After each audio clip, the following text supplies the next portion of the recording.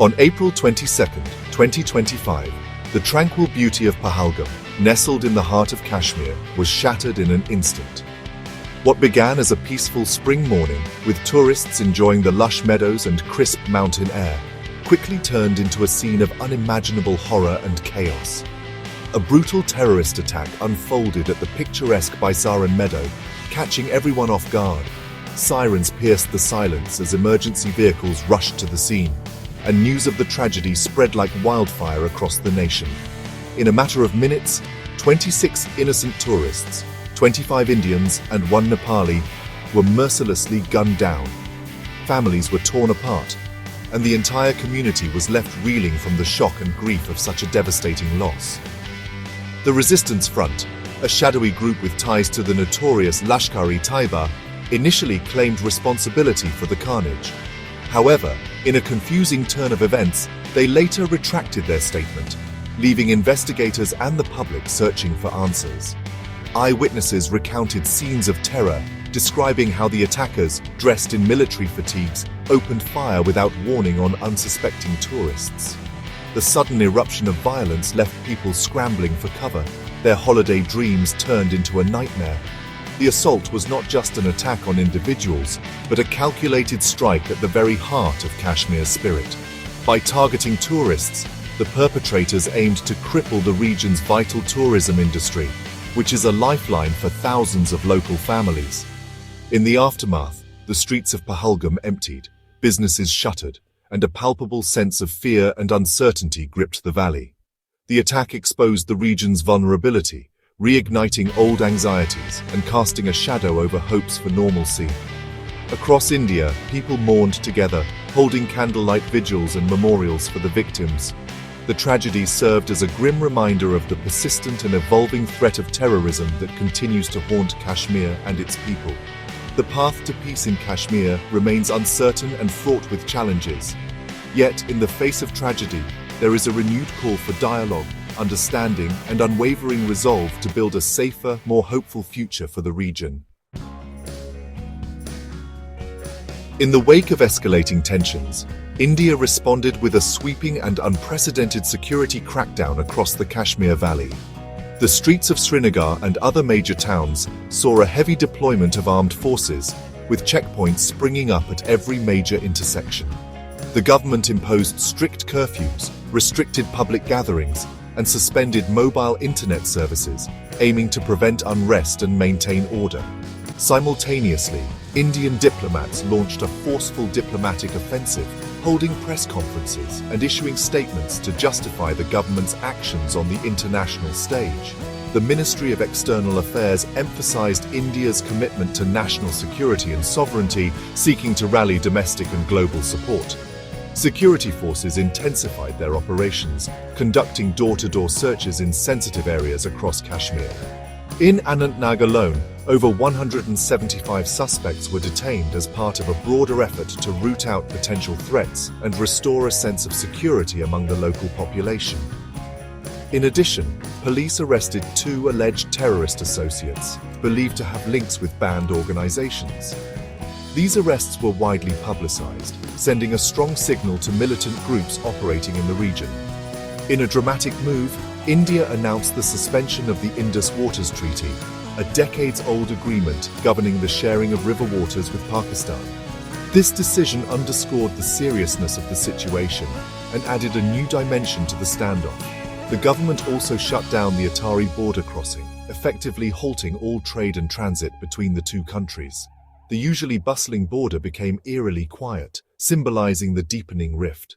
Pakistani visas were revoked for most categories, with exceptions made only for medical emergencies and other essential cases. Visa offices closed their doors, stranding many travelers and families. India also downgraded its diplomatic presence in Islamabad, recalling senior officials and reducing staff at its High Commission. The Indian flag was lowered, marking a significant diplomatic setback.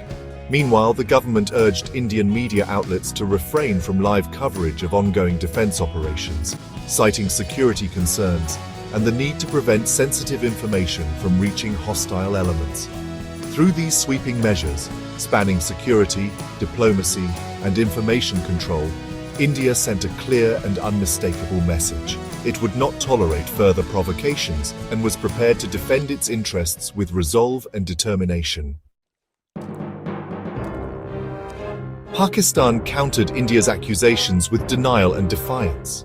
Officials condemned the attack but rejected any involvement, calling India's claims baseless. Pakistan's defense minister warned of severe consequences if India launched military strikes. Islamabad expelled Indian diplomats and suspended the Simla Accord, escalating diplomatic tensions. Pakistan called for an international investigation and sought global support for its stance.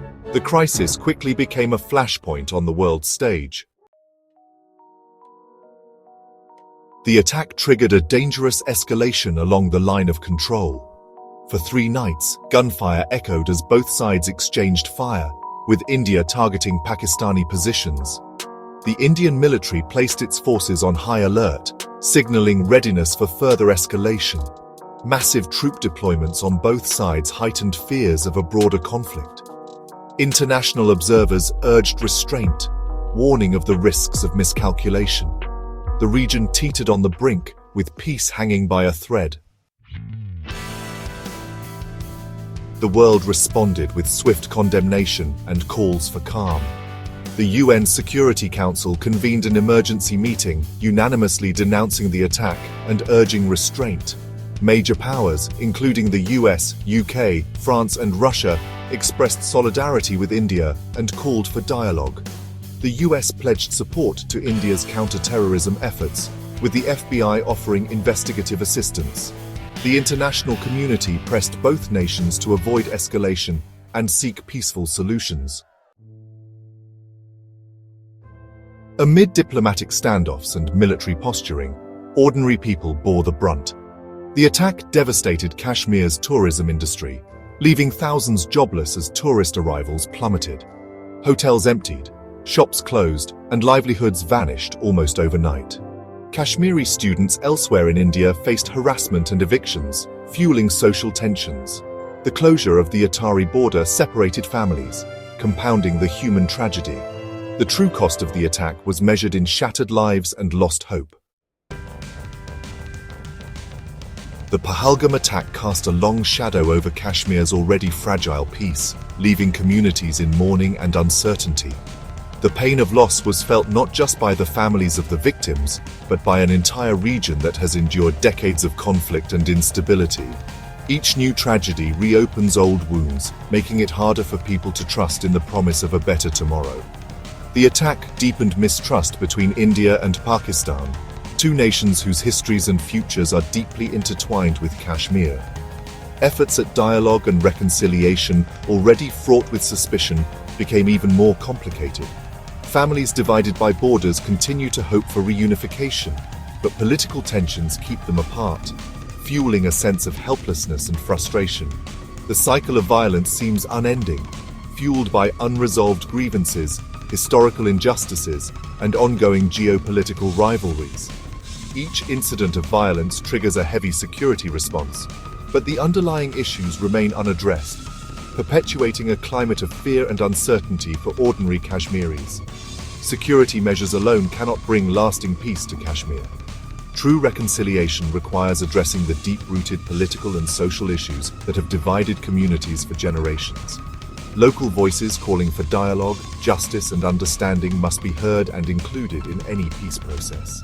The tragedy claimed innocent lives, leaving families shattered and communities grieving.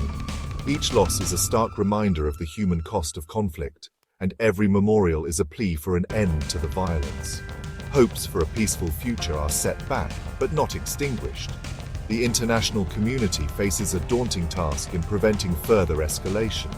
Diplomatic efforts, humanitarian aid, and sustained engagement are needed to support peace and stability in the region.